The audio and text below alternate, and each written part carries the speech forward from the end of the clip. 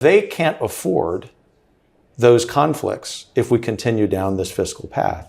Our point at Heritage is that in the United States, we want to have our cake and eat it too.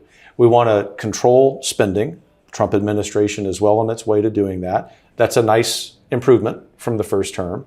Congress looks like it's getting its act together regarding an upcoming budget that's going to be much more fiscally conservative than it's been. Not as much as you and I would prefer, but it's progress, to be honest.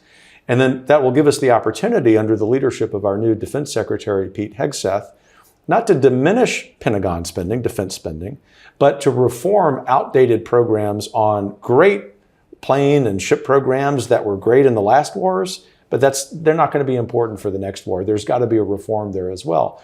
Our point is there's time for us on the center right to figure out what our more cohesive foreign policy approach will be, but you've got to start, regardless of where someone falls on that continuum of being involved in foreign conflicts, of addressing the fiscal problem. And I haven't even mentioned the crisis in the United States and across most of the West regarding marriage rates and birth rates. This is existential if we find ourselves in the United States in conflict with another power, which I think you and I both understand is far more likely to be China than it is to be Russia. Given the multiplicity of challenges confronting America, can I just ask you where you and Heritage think the number one emphasis has to be?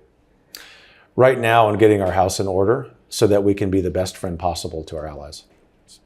And that means economics and defense. It means economics, society, defeating the radical leftists who have marched through our institutions in a culture war they brought to our doorstep, and at the same time, using the same spirit and mandate from the American people that elected Trump, reforming our Department of Defense and its procedures, its funding, the political incentives and disincentives, so that by the end of this second Trump term, he will have been successful on all of those fronts. And I think he's going to be.